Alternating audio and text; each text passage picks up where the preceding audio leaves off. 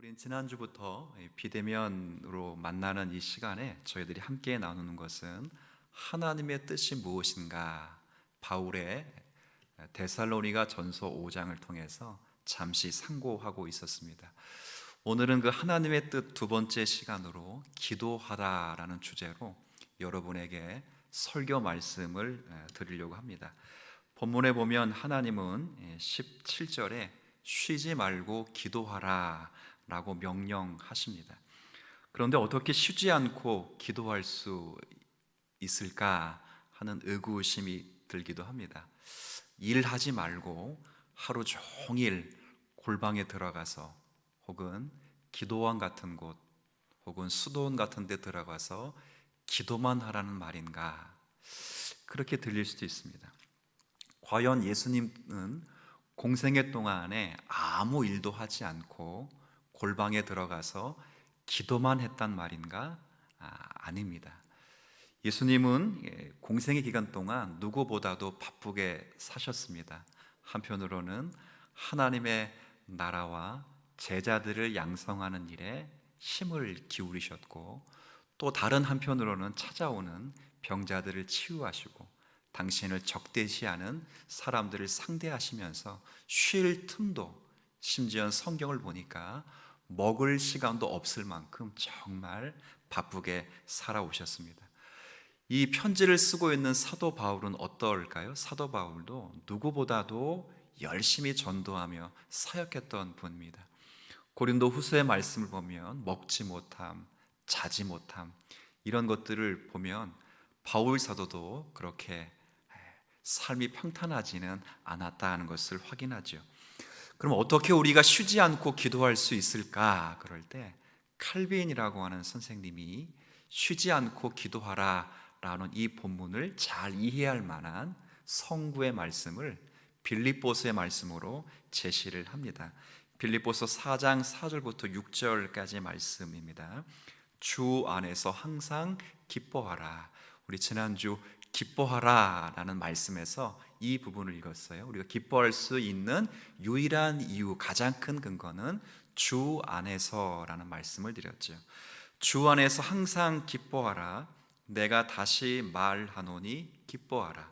너희 관용을 모든 사람에게 알게 하라. 주께서 가까우시리라. 함께 읽을까요? 아무것도 염려하지 말고 다만 모든 일에 기도와 간구로 너희 구할 것을 감사함으로 하나님께 아뢰라. 아멘.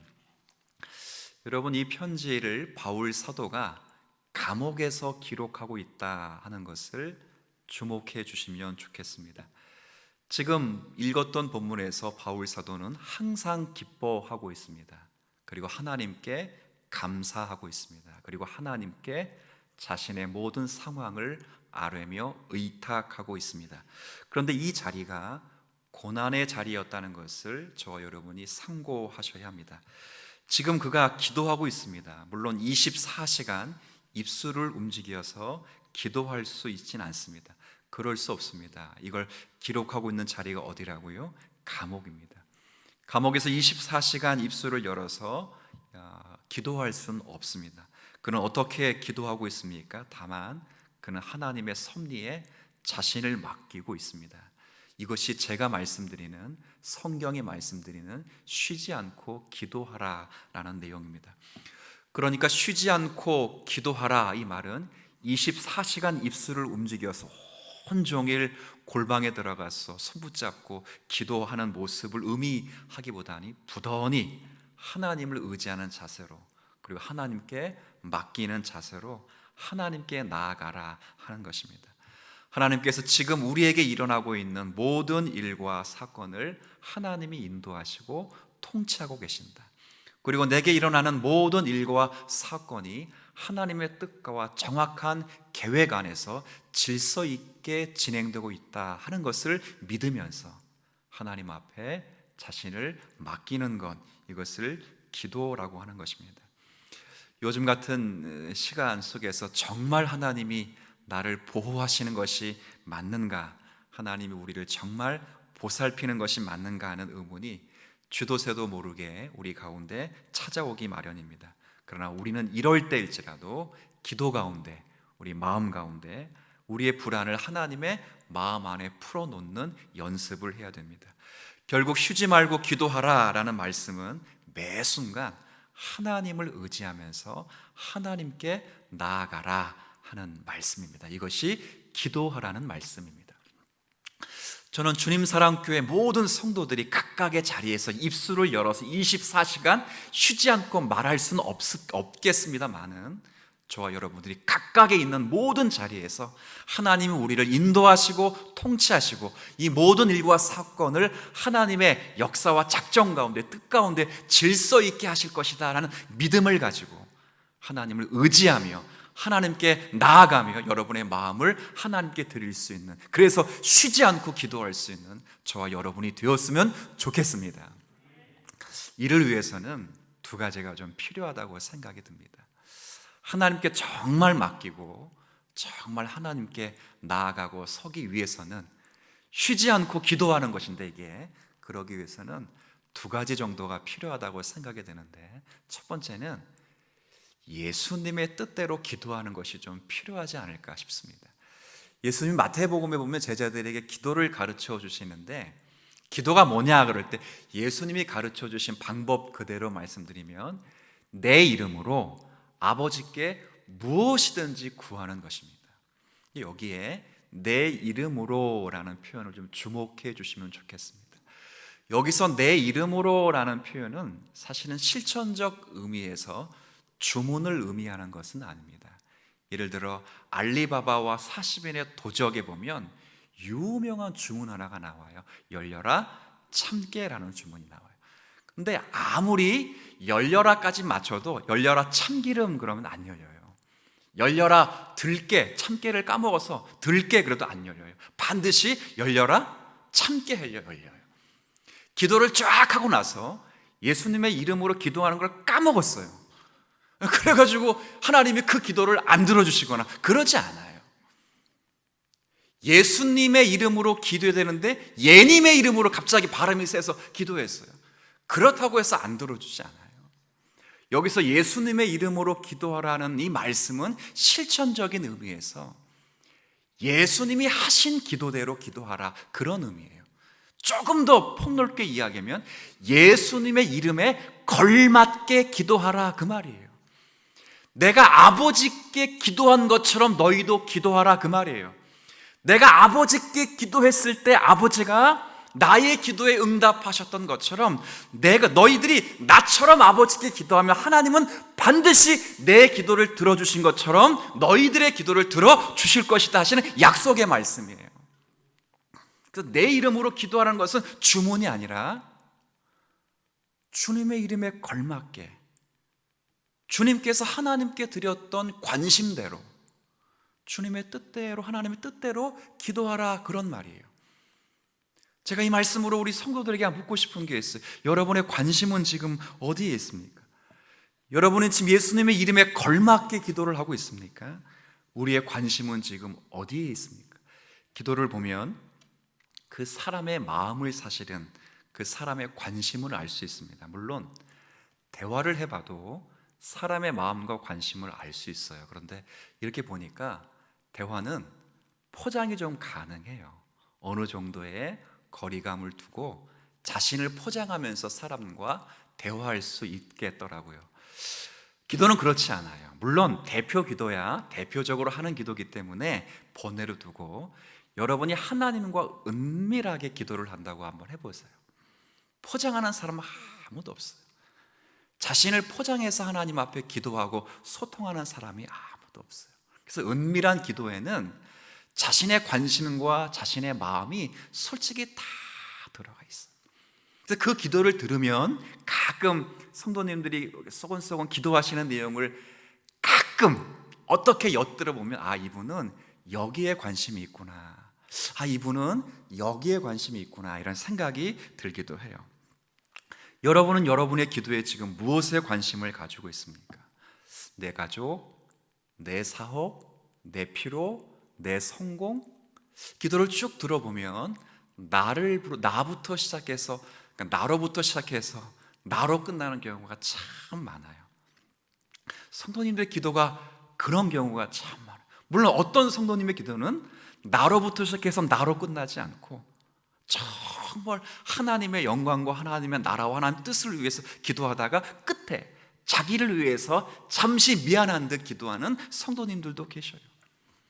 근데 어떤 분들은 정말 내 사업, 내 성공, 내 자녀, 내 필요, 내 충족, 내 욕구, 내 자리, 내 명예, 이렇게 딱 나로 끝나는 경우가 참 있어요. 근데 사실 한번 엄밀히 한번 생각해 보세요.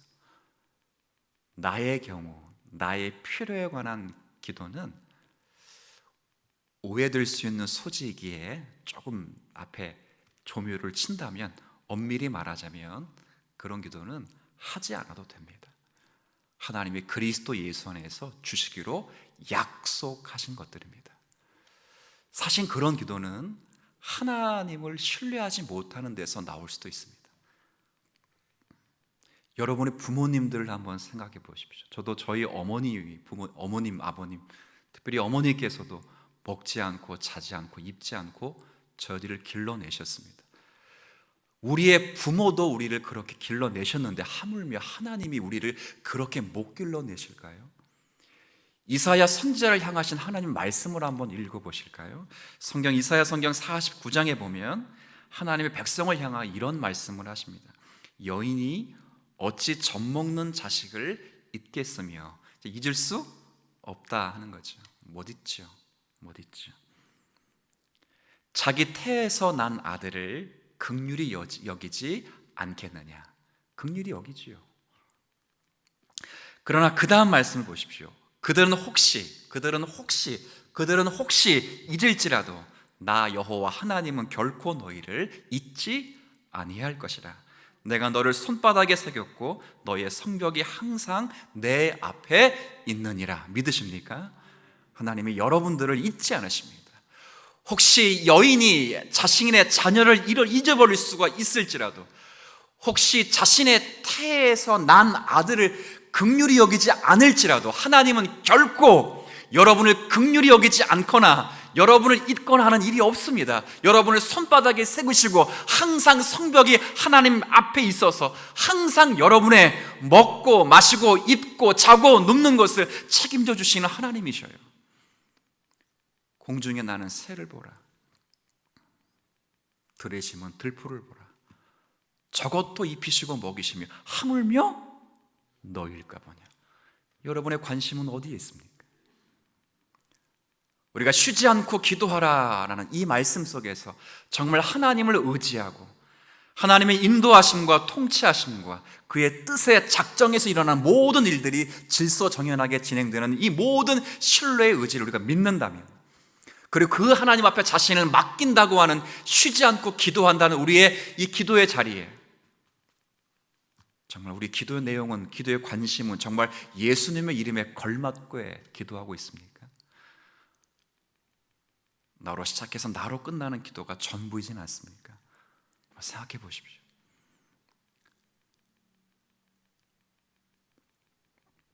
그럼 과연 주님은 과연 하나님께 무엇을 기도하셨을까요? 예수님이 정말 하나님께 기도한 것이 먹는 것, 입는 것, 자는 것, 피곤하지 않은 것 그걸까요? 전혀 그렇지 않습니다. 예수님이 하나님 앞에 기도해서 전부 응답받은 것은 하나님의 영광과 하나님의 나라와 하나님의 교회와 하나님의 뜻인 줄로 믿습니다. 여러분, 이것을 위해서 기도해야 하는 것입니다. 지금 코로나로 인해 점점 어려워지죠. 사실 지금 아주 큰 예배당은 아니지만 그래도 적지 않은 이 예배당에 적은 인원이 예배에 참석하고 있습니다. 12,000명 들어가는 여의도 순복음교회에도 19명까지, 맥시멈이 19명까지 예배를 드려요. 물리적 거리두기 때문에 예배가 비대면으로 바뀌는 바람에 섭섭함이 있지요. 공간을 두고 나눠서 이렇게 딱 예배 인원수를 정해주면 혹시나 모를까 그냥 무조건 그냥 여러 명으로 자르니 목사로서 사실 답답하고 섭섭하고 화남도 있지요. 어딜 가면 막 사람들이 막 이렇게 뭉쳐 있고 막 그러는데 거기는 말도 못하고 그냥 교회는 막 그런 마음도 사실은 있다고요.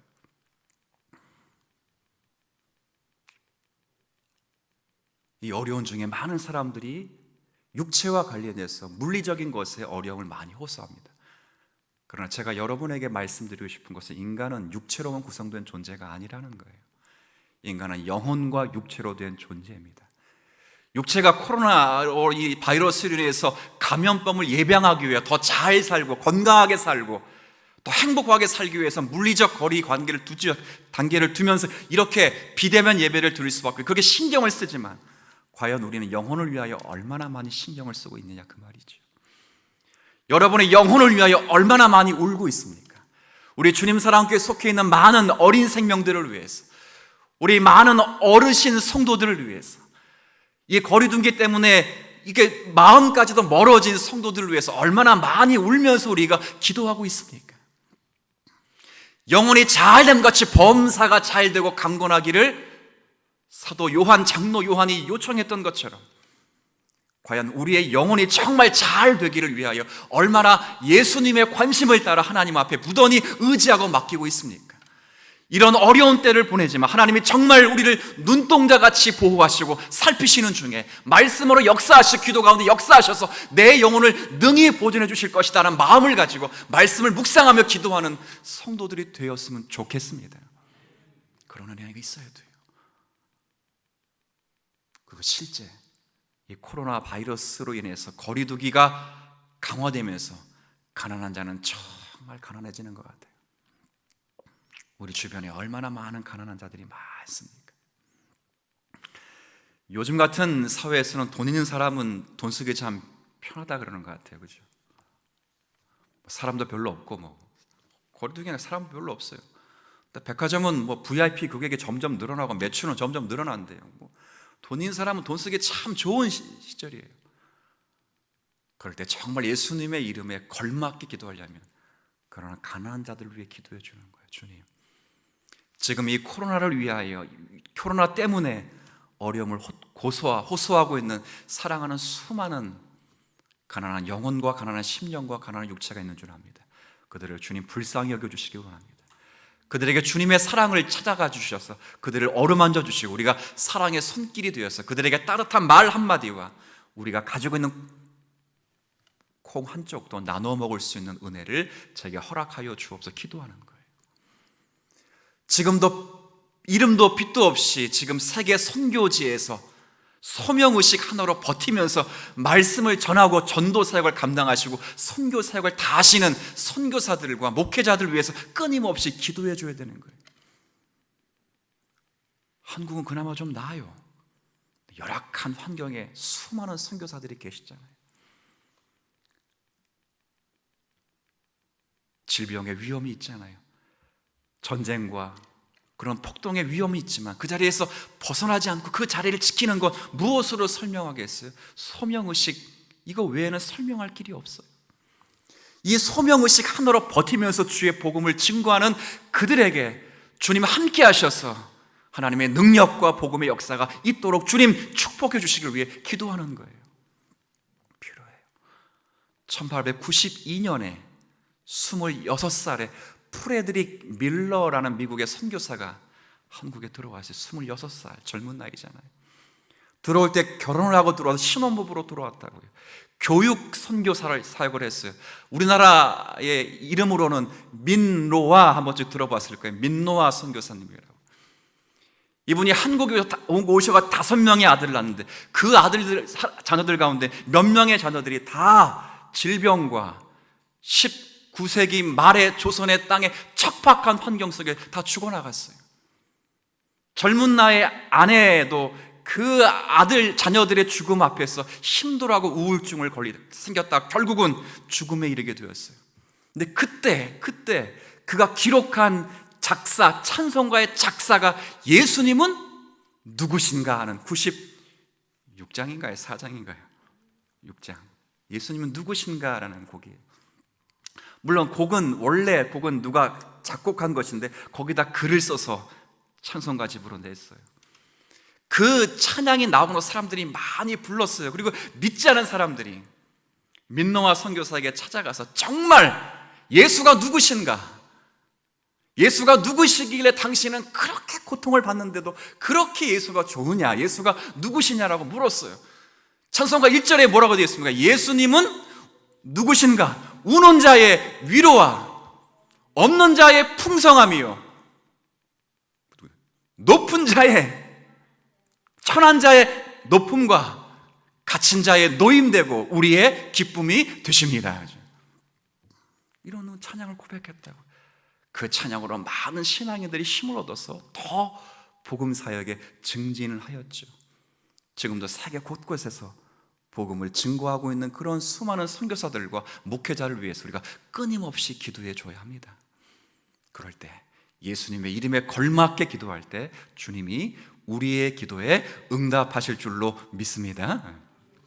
예수님의 이름에 걸맞게 기도했으면 좋겠습니다. 두 번째는 하나님의 말씀을 따라 기도하는 은혜가 있었으면 좋겠습니다. 우리의 기도는 말씀에서 시작되어야 합니다. 물론 믿음도 말씀에서 시작되어야 되고 소망도 말씀에서 시작되어야 되고 또 사랑도 말씀에서 시작되어야 되지만 기도 또한 말씀에서 시작되어야 합니다. 우리가 말씀을 기억할 때 말씀은 우리의 의식 세계와 무의식 세계를 찔러 쪼개는 일을 합니다. 그래서 항상 하나님의 말씀이 우리 가운데 거하고 그 말씀을 묵상하고 그 말씀대로 기도하는 훈련을 좀 했으면 좋겠어요. 예수님께서 요한복음 15장 7절에 그런 말씀을 하셨지요. 너희가 내 안에 거하고 내 말이 너희 안에 거하면 무엇이든지 원하는 대로 구하라. 그리하면 이루리라 라고 되어 있습니다. 내 말이 너희 안에 거하면 이겁니다. 주의 말씀이 그 심령 안에 거하고 그 말씀대로 소원하고 그 말씀대로 기도하면 반드시 그 말씀대로 응답이 된다. 그렇게 말씀하는 거예요. 제가 어느 책을 읽다가 그 골프 선수 최경주 선수를 잘 아시죠? 이 최경주 선수가 처음으로 PGA컵 우승컵을 안겼을 때의 일화를 소개하는 내용을 읽었습니다. 대회 전날 그의 아내가 신앙이 굉장히 좋은 분이었던 것 같아요. 물론 최경주 선수도 신앙이 굉장히 좋습니다. 그의 아내가 성경 구절 한 구절을 써주면서 이 말씀을 외우고 묵상하면서 경기에 나가라라고 했어요. 그때 준 말씀이 요한복음 15장 16절입니다. 그런데 이 최경주 선수가 이 말씀을 외우고 그리고 다음날 아침 집을 나설 때까지만 해도 외웠던 말씀이었어요. 근데 첫 번째 홀 티샷을 하려는 순간 갑자기 그 말씀을 까먹고 잊어버렸어요. 너무 생각이 나서 도저히 기억이 나지 않았어요. 말씀을 기억하고 조각조각 그 말씀을 퍼즐을 맞추면서 묵상하면서 애를 쓰면서 15번 홀까지 왔는데 문득 고개를 들어서 스코어보드를 보니까 자기의 이름이 맨 위에 있더라는 거예요. 나중에 누가 그에게 물었습니다. 그럼 공 칠 때마다 어떻게 쳐야 되는가를 생각하지 않았습니까? 라고 물었어요. 최경주 선수가 이렇게 대답했습니다. 그냥 순간순간 연습하는 대로 쳤습니다. 다만 어제 저녁에 아내가 준 하나님의 말씀이 무엇인가 퍼즐을 묵상하며 생각하니라고 공을 그렇게 어떻게 쳐야 되는지 별 관심을 갖지 않았습니다. 근데 곰곰이 생각해 보니까 만약 내가 우승을 꼭 해야 되겠다라는 중압감을 느꼈거나 혹은 연습 때보다 더 큰 힘을 가지고 공을 쳤다면 이런 좋은 성적을 내지는 못했을 것입니다. 이렇게 이야기를 했어요. 그럼 간증을 제가 읽었단 말이에요. 여러분, 최경주 선수가 경기 내내 무엇을 생각했습니까? 경기에서 우승해달라고 기도했습니까? 어떤 저명한 신학자의 신학 강의를 들으면서 했습니까? 그렇지 않습니다. 하나님의 말씀을 생각하고 그 기억내기 위하여 말씀의 퍼즐을 맞추면서 말씀을 묵상하며 그 말씀을 기억하려고 애썼을 뿐입니다. 그런데 놀랍게도 우승하겠다는 중압감에서 벗어났고요, 지나치게 힘을 쓰는 대신 부드럽게 공을 쳐서 실수가 나오지 않았다고 합니다. 우리도 마찬가지예요. 우리도 계속해서 하나님의 말씀을 마음에 두고 그 말씀에 우리의 마음을 움직이기까지 말씀을 묵상하며 나아가면 하나님이 거기에 힘을 허락해 주시는 겁니다. 한 청년이 세상의 유혹과 미혹이 너무 많아요. 재밌는 것도 많고 놀 것도 많고 쓸 일도 참 많아요. 예수님의 기도 가운데 딱 한 구절, 시험에 빠지지 않게 하시오며, 이 기도의 내용을 한 주간 동안 말씀으로 붙잡았어요. 그랬더니 한 주간 동안 그 말씀 붙잡고 나아갔더니 삶이 변하더래요. 삶에 분명한 기준이 생기더래요. 그리고 삶이 재미있고 하나님의 분명한 뜻 가운데 마음이 든든해진다는 사실을 깨달았다는 거예요. 우리도 마찬가지입니다. 여러분의 심령에 말씀을 가까이 하고 그 말씀을 암송하고 그 말씀 묵상하면 하나님 말씀은 살아있어서 운동력이 있어서 자유의 날이 산 어떤 검보다 예리하기 때문에 여러분의 혼과 영과 및 관절과 골수를 찔러 쪼개기까지 하고 그 다음 우리의 마음의 생각과 뜻을 판단하신다고요. 우리의 마음과 우리의 생각과 우리의 뜻을 지키시고 인도하시고 통찰하시고 가르치시는 은혜가 말씀의 역사 가운데 있는 거예요. 제가 그런 의미에서 우리 주님사랑교회 성도님에게 하나의 실천 사항을 좀 말씀드리고 싶은 게 있는데, 그게 뭐냐면 시편을 가지고 기도하시면 돼요. 시편은 기도의 내용입니다. 시편은 많은 경우에 기도가 포함되어 있습니다. 물론 찬양도 있고 신앙 고백도 있지만 정말 탄원적인 기도가 참 많습니다. 하나님의 진심인가요? 앨런 데이비스라는 분이 쓰신 하나님의 진심이라는 책에 보니까 시편은 우리의 생각과 우리의 언어를 하나님 앞에 가감없이 고백한 것이다, 이런 표현을 썼더라고요. 그러니까 성경 66권 가운데 인간의 언어와 생각이 가장 짙게 드러나는 부분이 바로 시편이라 이렇게 이야기했어요. 신학적으로 조금 점검할 필요는 있습니다만 그만큼 시편은 인간의 감정과 언어가 그대로 표현되어 있다, 그런 의미일 거예요. 칼빈도 그래서 이 시편을 보면서 인간의 모든 것을 보여주는 영혼의 해부도라고 했어요. 이 시편에는 인간의 모습과 인간의 아픔과 인간의 슬픔도 있지만 하나님이 인간의 마음을 알아주는 하나님의 또 마음도 있어요. 그 마음을 알아주셔요. 누군가가 내 마음을 알아주고 누군가 나를 알아주면 힘이 나고 능력이 생기는 것처럼 주님이 내 마음을 알아주는 것 같은 그런 시편의 마음도 있어요. 하나님 마음이 있어요. 제가 여러분에게 부탁드리고 싶은 것은 이 시편을 따라 기도하면 되는 거예요. 시편 23편을 굉장히 많이 성도들이 사랑하시는데 첫 번째 내용이 뭐죠? 여호와는 나의 목자신, 기도하는 거예요. 여호와는 나의 목자시니 주님께서 나의 목자가 되어주심을 감사합니다. 주님만이 나의 가장 선하신 목자입니다. 우리의 가정과 우리 교회와 한국교회 목자가 되셔서 지금까지 저희를 인도하시고 저희를 다스려 주심을 감사합니다. 주님, 간구하옵기는 끊임없이 주님께서 우리의 목자가 되어주셔서 우리를 삶에서 지키시고 악에서부터 건져내시며 진리 가운데 우리를 인도하여 주옵소서. 교회 가운데 수없이 많은 작은 목자들이 여전히 있습니다. 교사들이 있고 구역장들이 있고 목회자들이 있습니다. 큰 목자 되시는 그리스도로부터 배워서 저희들이 작은 목자로서 그 역할을 잘 감당할 수 있도록 주님께서 저들을 목양하여 주옵소서. 기도하면 되는 거예요. 여호와는 나의 목자시니 그 다음 뭐지요? 내게 부족함이 없으리다. 주님이 나의 목자 되시니 내게 부족함이 없습니다. 지금까지 먹고 마시고 입을 것 모든 것을 주의 손에서 받았습니다. 주님, 주 안에서 만족할 수 있게 하여 주옵소서. 주 안에서 감사하게 하옵소서. 주님이 나를 그렇게 다스리시고 인도하실 것으로 믿습니다. 주님, 부족함이 없습니다. 기도하는 거예요. 기도. 좋은 기도의 복은 있잖아요. 예수님의 이름에 걸맞게 기도하는 것도 중요하고 말씀을 따라 기도하는 것이 중요하다면 정말 성경에는 수없이 많은 기도문이 있잖아요. 기도해보세요. 기도하면 능력이 임하고 하나님의 역사가 임할 줄로 믿습니다. 그게 한번 해보세요. 제가 하나님의 진심이라는 책, 그 책을 따라 한번 이렇게 하면 좋겠다, 그런 책도 있어요. 이미 아마 많은 분들이 읽었을 거예요. 시편을 어떻게 읽어야 되는가 해서 그렇게 했을 거예요. 이거 한번 그렇게 해보세요. 시편에 있는 많은 성경의 내용, 그 탄원의 기도가 우리의 기도가 되면 그 말씀을 묵상하면서 힘을 얻고요, 하나님 능력과 함께 하심으로 권능을 얻어서 이 시대를 능히 이길 수 있는 역사가 있을 줄로 압니다. 말씀을 정리할게요. 오늘 쉬지 말고 기도하라, 이것이 그리스도 예수 안에 있는 하나님의 뜻이라고 말씀을 했습니다. 쉬지 않고 기도하는 것은 24시간 골방에 들어가서 입술을 움직여 기도하는 것이 아니라 하나님을 의지하고 하나님께 맡기며 하나님께 나아가는 것이라 그렇게 말씀을 드렸어요.